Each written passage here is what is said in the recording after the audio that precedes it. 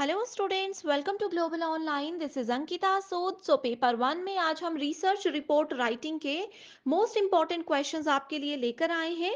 ये एक बहुत छोटा सा कॉन्सेप्ट है एंड इस वीडियो में जो भी क्वेश्चंस मैं डिस्कस करूंगी उसी में से as it is questions exam में आने के पूरे पूरे चांसेस हैं एंड आपके कॉन्सेप्ट्स भी आज के वीडियो में से ही क्लियर हो जाएंगे। पेपर वन के बेस्ट प्रिपरेशन के लिए कंप्लीट कोर्स में लेकर आई हूं, जहां पर एग्जामिनेशन के difficulty level and latest questions के पैटर्न के अकॉर्डिंग एग्जामिनेशन से पहले 100% आपका सिलेबस डेली लाइव लेक्चर्स के साथ कवर करवाने की श्योरिटी दी जाती है। आपके पास रिकॉर्डेड वीडियोस भी होंगे, जहां पर आपके कॉन्सेप्ट क्लैरिटी के साथ साथ एमसीक्यूज एंड पीवाईक्यूज प्रैक्टिस करवाए जाएंगे, ताकि आपको एक क्लियर आइडिया मिलता रहे कि कौन से टॉपिक में से कैसे क्वेश्चंस पूछे जा सकते हैं। मॉक टेस्ट अवेलेबल है, जिसमें guaranteed as it is questions आएंगे एंड आपके फाइनल रिवीजन के लिए सभी स्टेट्स के प्रीवियस ईयर क्वेश्चंस आपको मिलेंगे, जिसमें से as it is questions exam में आते हैं। इसके लिए एक न्यू बैच भी हम लॉन्च कर रहे हैं मंडे से, तो आप सभी स्टूडेंट्स जल्दी से इस बैच को जरूर ज्वाइन कर लीजिए। इसके लिए आपको गिवन नंबर्स पर कांटेक्ट करना है या फिर फ्री वीडियोस के लिए ग्लोबल ऑनलाइन ऐप को डाउनलोड कीजिए। स्टोर सेक्शन पर सर्च बार में कोर्स का नाम लिखना है। इसके ओवरव्यू के बाद आप सभी कंटेंट पर क्लिक करोगे तो फ्री वीडियोस अवेलेबल है, जिनसे आपको एक क्लियर आइडिया मिल जाएगा कि हम कैसे पढ़ाते हैं। डिटेल्ड कोर्स आपको मिल जाएगा, जहां पर हर एक यूनिट के सेपरेट फोल्डर्स हैं, जिससे आपको ये हेल्प हो जाएगी कि आप चाहो तो किसी भी यूनिट से अपनी तैयारी शुरू कर सकते हो। दोनों लैंग्वेजेस में आपको मॉक टेस्ट मिल जाते हैं, तो स्टूडेंट्स ये बेस्ट प्रिपरेशन प्लान है। इसके अलावा बाहर से आपको कुछ भी कहीं से भी पढ़ने की जरूरत नहीं है। प्रीवियस ईयर क्वेश्चंस के आंसर्स, वीडियो लेक्चर्स और ट्रिक्स के साथ यहाँ पर हर एक चीज आपको प्रोवाइड करवाई जाती है। So first question है, what is the accepted style of referencing in writing an educational research report? So जब भी आप एक educational research कर रहे हो और उसकी रिपोर्ट आपको लिखनी है, so कौन सा referencing का स्टाइल आपको यूज करना चाहिए, ये इस क्वेश्चन में पूछा है। सो ऑप्शन पर जाने से पहले आपको बताती हूँ कि स्टाइल ऑफ रेफरेंसिंग क्या होता है। देखो, कुछ हमारे पास रिसर्च के दौरान सेट ऑफ इंस्ट्रक्शंस होते हैं। जैसे कि अगर एक बुक की बात करें, हम एक बुक का टाइटल होता है, बुक के ऑथर होते हैं, बुक का पब्लिशर होते हैं, डेट ऑफ पब्लिश होता है किसी बुक का। तो ये सारे कुछ सेट ऑफ इंस्ट्रक्शंस हैं जो कि उस बुक के लिए कंपलसरी है। अब इनको किस सीक्वेंस में लिखना है, किस स्टाइल में लिखना है, ये हमें बताता है स्टाइल ऑफ रेफरेंसिंग। सो इस क्वेश्चन में डायरेक्ट पूछा है कि एजुकेशनल रिसर्च रिपोर्ट में कौन सा स्टाइल फॉलो करना चाहिए। ऑप्शंस है एमएलए, शिकागो स्टाइल या एपीए स्टाइल। ऑप्शंस लास्ट है none of the above. MLA का मतलब होता है modern language association. Modern language association. So जितने भी आपके लैंग्वेज से रिलेटेड सब्जेक्ट्स होते हैं, जैसे आप संस्कृत में पीएचडी कर रहे हो, इंग्लिश लिटरेचर में पीएचडी कर रहे हो, उसकी रिसर्च रिपोर्ट अगर लिखनी है तो एमएलए स्टाइल को फॉलो किया जाएगा। ठीक है। वैसे शिकागो स्टाइल होता है, जिसको हम सीएमएस भी बोलते हैं, शिकागो मैनुअल ऑफ स्टाइल्स इसको कहा जाता है। और तीसरा ऑप्शन है एपीए, जिसका फुल फॉर्म होता है अमेरिकन अमेरिकन साइकोलॉजिकल एसोसिएशन। ठीक है। अब इसका नाम ही आपको बता रहा है कि साइकोलॉजिकल, जैसे एमएलए में लैंग्वेज था तो ये लैंग्वेज से रिलेटेड सब्जेक्ट्स का फॉर्मेट बताता है। वैसे ही एपीए जितने भी साइकोलॉजी से रिलेटेड सब्जेक्ट्स हैं, साइंस से रिलेटेड सब्जेक्ट्स हैं या फिर आपके एजुकेशन से रिलेटेड सब्जेक्ट्स हैं, उनकी रिसर्च रिपोर्ट लिखने में आपको मदद करता है। सो करेक्ट आंसर आ गया यहाँ पर ऑप्शन नंबर 3। जैसे इस क्वेश्चन में एजुकेशनल पूछा है, वैसे ही अगर लैंग्वेज पूछा होगा या फिर लिटरेचर पूछा होगा या फिर ह्यूमैनिटी पूछा होगा, तो आंसर आपका एमएलए होगा। राइट। सो ये था बहुत important question. Second is, in the APA style of referencing for a book, what is the following, which of the following would come in the and.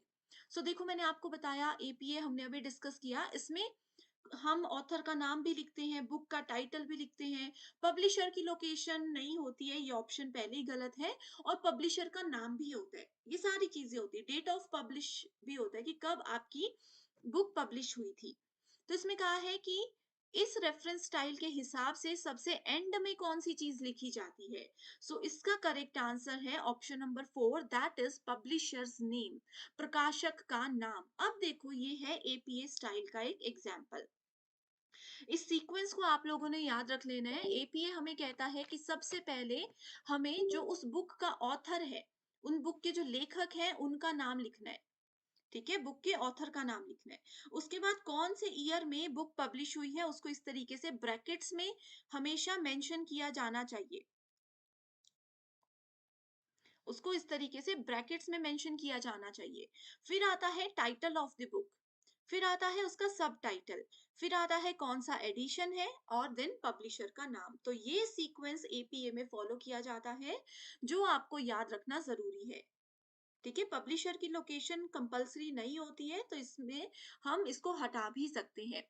अब इस क्वेश्चन को थोड़ा सा ऐसे भी पूछा जा सकता है, एग्जाम में आप लोगों के पास इस तरीके की 4 स्टेटमेंट्स दी होंगी और आपको पूछा जाएगा कि बताइए कौन सा एपी स्टाइल को फॉलो करता है। तो आपको थोड़ा सा आइडिया होना चाहिए कि ये ऑथर का नाम है, ये बुक का नाम हो सकता है, ये टाइटल हो सकता है बुक का। तो इस तरीके से चीजें आपको दी जाती हैं। अगला क्वेश्चन है, what is the full form of MLA as a referencing style. So अभी अभी मैंने आपको बताया एमएलए क्या होता है, modern language association. Correct answer है ऑप्शन नंबर 2।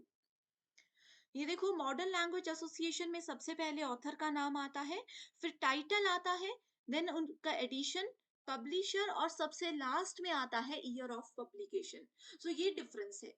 आप एमएलए और एपीए पर मेजर फोकस रखिए, यहीं से क्वेश्चंस आते हैं सबसे ज्यादा। नेक्स्ट क्वेश्चन है, very very important, most repeated question है ये। When two or more successive footnotes refer to the same work, which of the following is used. तो सबसे पहले हम देखते हैं कि फुटनोट्स क्या होते हैं। सो फुटनोट्स कुछ ऐसे नोट्स होते हैं आपकी रिसर्च रिपोर्ट में, जो कि बिल्कुल बॉटम में रखे जाते हैं। फुट मतलब पैर के पास, पैर, तो फुटनोट्स भी बिल्कुल एंड में, बिल्कुल डाउन में, बिल्कुल बॉटम में लिखी जाती है किसी भी पेज के। फुटनोट्स क्या करते हैं, हमें जो भी हमारी एडिशनल इंफॉर्मेशन है वो प्रोवाइड करने में मदद करते हैं, या फिर जो भी रिसोर्सेज हम लोगों ने अपने रिसर्च के दौरान यूज किए हैं, उन रिसर्च रिसोर्सेज को साइट करने में, यानी कि उन तक पहुंचने में हमें मदद करते हैं।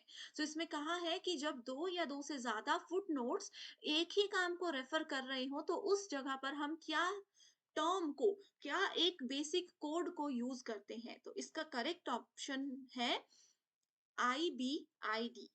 Okay, IBID। IBID का मतलब ही होता है सेम प्लेस, कि एक ही चीज दो तीन जगह पर हमने पॉइंट आउट कर दिया, लेकिन पहुंचना एक ही जगह पर था, ऐसे। तो अब हर बार तो हम वो पूरा डिटेल में फुटनोट्स को नहीं लिखेंगे, तो इसलिए कोड लिख देंगे IBID, तो वो डायरेक्टली हमें पहुंचा देगा कहाँ तक, उसी प्लेस तक, सेम प्लेस। ओके, अगला क्वेश्चन है, ये देख सकते हो यहाँ पर इसकी एक्सप्लेनेशन भी मैंने लिखी है जो अभी बताई। While writing reports या manuscript, researchers sometimes use the abbreviation FN, which implies what? Okay, so अब यहाँ पर बच्चे कंफ्यूज मत होना। देखो, रिपोर्ट्स तो पता है, रिसर्च रिपोर्ट क्या होती है, मैन्यूस्क्रिप्ट क्या होता है। मैन्यूस्क्रिप्ट आपके रिसर्च की एक फाइनल कॉपी होती है। ठीक है, आपके इसमें क्लियर क्लियर टाइटल, क्या क्या मेथड्स आपने यूज किए रिसर्च में, उसकी एक फाइनल कॉपी जो होती है वो मैन्यूस्क्रिप्ट या रिपोर्ट कहलाती है।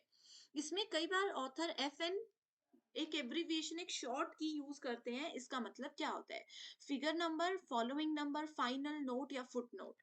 सो देखो, वैसे तो यहाँ पर आंसर है फुट नोट, लेकिन बहुत से बुक्स में आपको फिगर नंबर भी दिखेगा। जनरली होता क्या है, FN जो है वो जनरेट किया गया था फिगर नंबर के लिए ही, लेकिन बहुत से जगह पर ऐसा देखा गया है कि फिगर नंबर के लिए वो FIG या FIGN रेफरेंस को यूज करते हैं। तो एग्जाम में अगर ये क्वेश्चन आता है तो फुटनोट ही इसका करेक्ट आंसर होगा। ओके, नेक्स्ट है, which of the following is the main reason why researchers include a bibliography in their research report. So bibliography हमने कल भी देखा था थोड़ा सा, कि बिब्लियोग्राफी स्टेप्स ऑफ रिसर्च में आता है।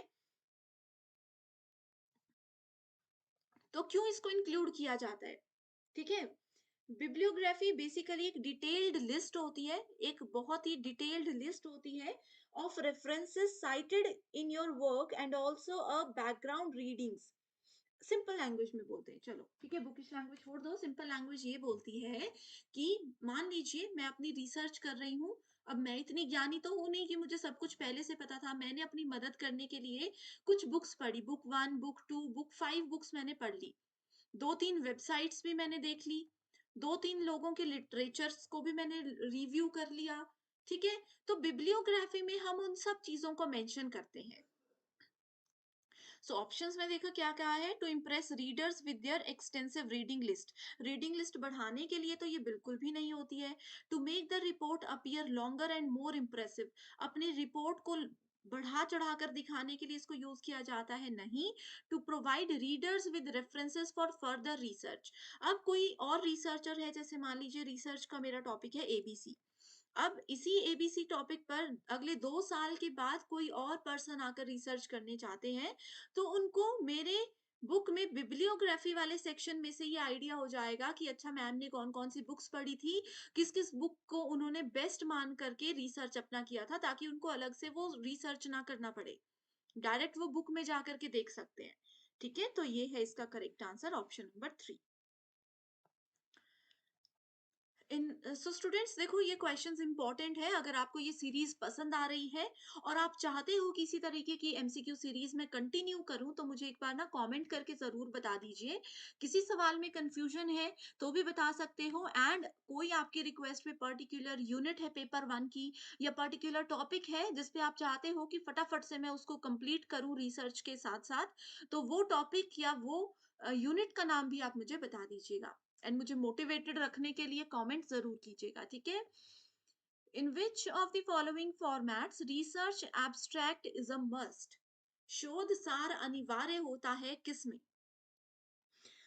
सो रिसर्च एब्स्ट्रैक्ट क्या होता है, समरी होती है। आप लोगों को थीसिस तो सबको पता ही है, डिटेल में नहीं पता तो सुना तो सब नहीं होगा। थीसिस की जो ब्रीफ समरी होती है कि आपने अपनी थीसिस में क्या लिखा है, उसको आप लोग थोड़ा सा शॉर्ट वे में बताते हो, एक पैराग्राफ के फॉर्मेट। अब थीसिस तो बहुत बड़ी होती है, अब किसी के पास समय नहीं है कि पूरी थीसिस पढ़े, तो वो रिसर्च के एब्स्ट्रैक्ट को पढ़ लेगा। वो आपकी पूरी थीसिस, पूरा आपने जो 1 2 साल 5 साल लगाकर रिसर्च किया है, उसको 200 से 300 शब्दों में आपको बयान करना है, एक छोटे से पैराग्राफ में उसको प्रेजेंट करना है। तो ये कहाँ-कहाँ पर अनिवार्य होता है, research article, seminar paper, thesis या research synopsis. So correct answer है ऑप्शन नंबर 1 2 एंड 3, ये तीनों जगह पर रिसर्च एब्स्ट्रैक्ट जरूरी होता है। अब सवाल आता है रिसर्च साइनॉप्सिस यानी कि सारांश क्या होता है। सभी बच्चों ने मास्टर्स की है, साइनॉप्सिस सबने लिखे होंगे। अब ये दे दिया मैंने आपके लिए एक होमवर्क क्वेश्चन कि बताइए साइनॉप्सिस क्या होता है। चाहे गूगल पे सर्च करो, चाहे बुक से देखो, लेकिन कमेंट जरूर करना, क्योंकि पेपर में इसमें से एज इट इज डेफिनेशन आती ही है। Next है assertion reason based question. Format and styles of referencing in research thesis are formal requirements. So ये बोल रहा है कि जो भी हम styles वगैरह यूज करते हैं, ये एक फॉर्मल रिक्वायरमेंट होती है। ये हमारे कॉलेज वाले हमें बोलते हैं कि भाई ये कंपलसरी ही है, औपचारिक आवश्यकता है। तो ये बिल्कुल सही कहते हैं। दूसरा है formal requirements and their observance help promote standardisation and objectivity. इसमें बोला है कि इसको फॉर्मल रिक्वायरमेंट इसलिए कहा गया है, एंड फॉर्मल रिक्वायरमेंट ये होती है कि एक स्टैंडर्ड मेंटेन करने में, किसी भी चीज का स्टैंडर्ड मेंटेन करने में, और हमारा क्या उसका ऑब्जेक्टिव है, क्या उसका मेजर पॉइंट है, उसको रिप्रेजेंट करने में हमें मदद करता है। सो करेक्ट आंसर है ऑप्शन नंबर 1 कि both the statements are absolutely true, and the correct answer here is option number 1। Next is the personalistic style of writing a research report are permissible in which of the following research। अभी तक देखो हम styles में MLA, APA, CMS ये सब पढ़ रहे थे। अब इसमें बोला है पर्सनलाइज स्टाइल, कि आप अपने हिसाब से रिसर्च रिपोर्ट में स्टाइल कर सकते हो, अपने हिसाब से कुछ भी चीजें लिख सकते हो। लेकिन ये कौन सी रिसर्च की फील्ड में आपको परमिशन मिलती है, कौन सी रिसर्च आपको बोलती है कि जैसा आपका मन है वैसे ही रिसर्च रिपोर्ट आप लिखो। बहुत से कॉलेज, बहुत सी यूनिवर्सिटीज भी ऐसी होती हैं जो आपको बोलती हैं कि जैसा आपका मन है आप उस तरीके से रिसर्च रिपोर्ट लिख सकते हो। Grounded theory, experimental, participant, historical या केस स्टडी रिसर्च। सो इसका आंसर है grounded, participant observation based research और केस स्टडी मेथड।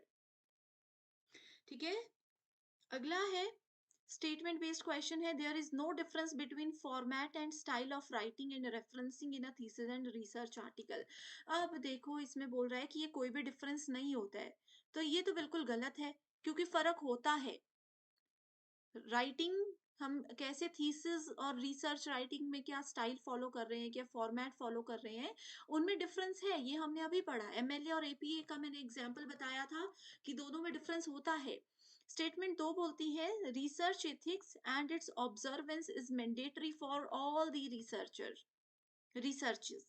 ठीक है, रिसर्च की नैतिकताओं को फॉलो करना, रिसर्च के जो बेसिक रूल्स हैं, ईमानदारी और ये सब चीजें, इनको अच्छे से फॉलो करना और ऑब्जर्वेंस करना अच्छे से, ये हर एक रिसर्च में मैंडेटरी होता है, अनिवार्य होता है। तो बिल्कुल सही है ऑप्शन नंबर टू। सो करेक्ट आंसर क्या हो गया, स्टेटमेंट वन गलत है, स्टेटमेंट टू करेक्ट है।